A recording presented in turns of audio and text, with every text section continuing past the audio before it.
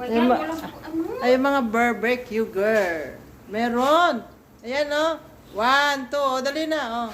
1, 2. Anak ko ni Rose. Uy. Talaga kita dyan. Ayan. Agad kay Guna. Barbecue girl. Ikaw lang ang hagard. Haggard daw. Alam ko maganda kami pag-uwi ng Pinas. Oh?